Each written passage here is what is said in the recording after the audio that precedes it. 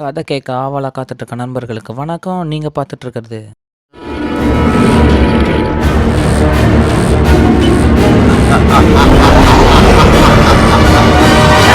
ஒரு கதை சொல்லவா?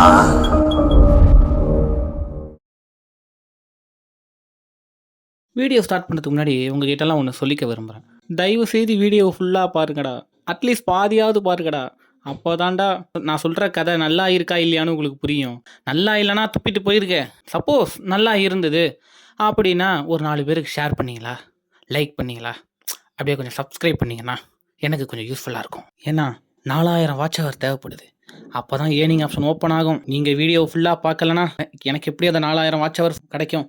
அதனால் தயவு செய்து சொல்கிறேன், வீடியோவை ஃபுல்லாக பாருங்க, சப்ஸ்கிரைப் பண்ணுங்கள், ஷேர் பண்ணுங்கள், லைக் பண்ணுங்கள். இன்றைக்கி இந்த வாட் இஃப் ஐ ரோட் அப்படின்ற இந்த சீரீஸில் நாம் பார்க்க போகிறது பயோகிராஃபி கிடையாது, ஒரு படம். முன்னாடி சொன்ன மாதிரி நான் ரைட்டர் அப்படின்றதுனால சரியாக போகாத ஒரு ஸ்டோரியை நான் எழுதியிருந்தா எப்படி இருக்கும் அப்படின்றத இன்றைக்கி பார்க்க போகிறோம். தம்ப்நெயில் பார்த்தா உங்களுக்கு தெரிஞ்சிருக்கும். ரைட், நான் கல்கி 2898 AD மூவியுடைய ஸ்டோரியை ரைட் பண்ணியிருந்தா எப்படி இருக்கும்? மை வெர்ஷன் ஆஃப் கல்கி 2898 AD. நான் முழுக்க சயின்ஸை நம்புகிறேன். அதோட இல்லாத ஒரு விஷயத்தை இருக்குன்னு பேசி எனக்கு ஏமாற்ற தெரியாது. அதனால் என்னுடைய வெர்ஷன் ஆஃப் கல்கி 2898 ADயில் மித்தாலஜிக்கு இடமே இல்லை. ஸோ என்னுடைய இந்த ஸ்டோரி முழுக்க சயின்ஸுக்கு அக்யூரேட்டாகவும் ஜஸ்டிஃபிகேஷனாகவும் இருக்கும். Note it down. அந்த வகையில் இன்றைக்கி நாம் பார்க்க போகிற கதை கல்கி. No. 2898 AD. You're watching What If I Wrote, Episode 3. I am the Watcher. I am your guide through these vast new realities. Follow me and ponder the question, what if? யாரா அவன் லூசு மாதிரி பேசிக்கிட்டு இருக்கான்? கல்கி 2898 AD கதை சரியாக போகாத கதையா? லூசு பையன் அப்படின்னு நீங்கள் கத்துறது என் காதில் கேட்குது. 1000 கோடி கலெக்ஷன் அடிக்கிற படம் எல்லாம் நல்ல படம் நடத்த கிடையாது. என்ன தான் 1000 கோடி அடித்து வணிக ரீதியாக ஒரு வெற்றி பெற்றிருந்தாலும் ஸ்டோரி வைஸாக, ஸ்க்ரீன் ப்ளே வைஸாக, அதை எக்ஸிக்யூட் பண்ண விதம், புல் ஆஃப் பண்ண விதம் ஆஸ் அ ரைட்டராக எனக்கு சுத்தமாக பிடிக்கல. நீ என்ன அவ்வளோ பெரிய ரைட்டரா அப்படின்னு நீங்கள் கேட்கலாம். ஆமாம், பெரிய ரைட்டர் தான். ஸோ கல்கி படத்துடைய ரிவ்யூவை நான் மறுபடியும் இங்கே கொடுக்க விரும்பலை. பேசிக்காக ஏன் அந்த கதை வந்து சரியாக போகாத கதை அப்படின்னு என் பாயிண்ட் ஆஃப் வியூலேருந்து ஃபர்ஸ்ட் நான் உங்களுக்கு எக்ஸ்பிளைன் பண்ணிடுறேன். பாயிண்ட் நம்பர் 1, 2898 ADயில் ஃபார் ஃபியூச்சரில் டெக்னாலஜி அட்வான்ஸாக இருக்கிற ஒரு உலகம். அங்கே சுப்ரீம் யாஸ்கின்னு ஒருத்தன் எல்லா மக்களையும் அடிமைப்படுத்தி வச்சுருக்கான். ஓகேவா? இது பேசிக்.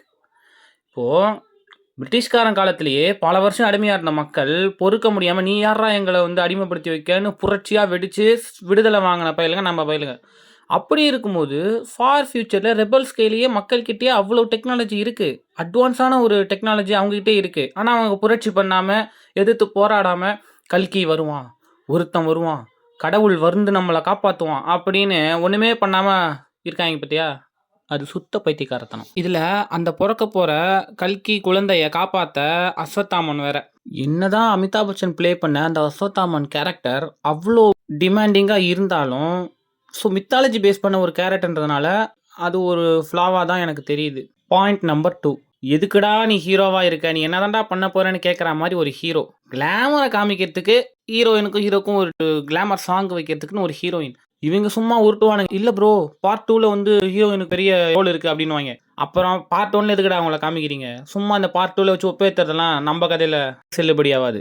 ஒரு ஹீரோயின் யூஸ் பண்ணுறேன்னா கதை ஃபுல்லாக வரா மாதிரி யூஸ் பண்ணணும். பார்ட் 2க்காக நான் பார்ட் 1ல் ஹீரோயின் இன்ட்ரடியூஸ் பண்ணுறதெல்லாம் என்னன்னே எனக்கு புரியலை. அதே மாதிரி ஹீரோ கேரக்டர் கிளைமேக்ஸில் ஒரு கர்ணனோட ரீஇன்கார்னேஷன் அப்படின்னு காமிச்சு எஸ்கேப் ஆயிட்டானுங்க. அதை மட்டும் காமிக்கலன்னா அவள் தான் பிரபாஸ் கேரக்டர் மறந்துருப்பாங்க, காரி துப்பியிருப்பாங்க. அதான் நல்லா இருக்கு இப்போ பிரபாஸ் கேரக்டர் நீங்கள் சொல்லலாம். முன்னாடி சொன்ன மாதிரியே தான் இந்த கர்ணனோட ரீஇன்கார்னேஷன், அவர் வந்து இவரோட ரீஇன்கார்னேஷன், மகாபாரத்தில் நடந்த கேரக்டரோட ரீஇன்கார்னேஷன், இதெல்லாம் மித்தாலஜிக்கு வேணால் ஒர்க் அவுட் ஆகும். சயின்ஸ் பேஸ்டு ஒரு கான்செப்டில் நீ படம் எடுக்கிறேன்னா சுத்தமாக இது வேலைக்கே ஆகாது, செட்டே ஆகாது, ஒஸ்ட்டு. அப்போது மித்தாலஜியில் நடந்ததெல்லாம் இல்லைன்னு நீங்கள் சொல்கிறீங்களா, கடவுள் இல்லைன்றீங்களா அப்படின்னு எனக்கு கேட்காதீங்க. அது வேறு டாபிக், அதை பற்றி பேசுறதுக்கு நான் வரல. என்னுடைய கான்செப்டை பொறுத்த வரைக்கும் மித்தாலஜியும் சயின்ஸும் சேர்க்கக்கூடாது. சயின்ஸ் பேஸ்டு ஒரு கதை எடுக்கிறோம்னா அதை ஃபுல் அண்ட் ஃபுல் சயின்ஸாக தான் எடுக்கணும், மித்தாலஜியாக காமிக்கக்கூடாது.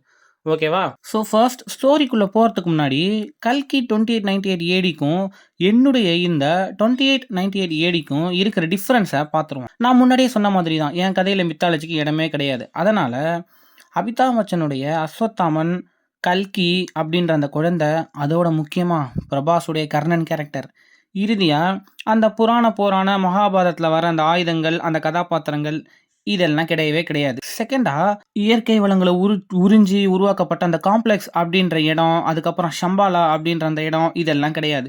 ஏன்னா இயற்கையை உறிஞ்சி உருவாக்கின அந்த காம்ப்ளெக்ஸ் அப்படின்ற இடம் சுத்தமாக நடைமுறைக்கு சாத்தியமே கிடையாது. என்னதான் 2898 ஃபார் ஃபியூச்சர் நடந்தாலும் இந்த மாதிரி விஷயங்கள் நிகழ்றதுக்கு வாய்ப்பே கிடையாது. இது சுத்தமாக சயின்ஸுக்கு அக்யூரேட்டாகவே இல்லை. அதனால் இதுவும் நம்ம கதையில் கிடையாது.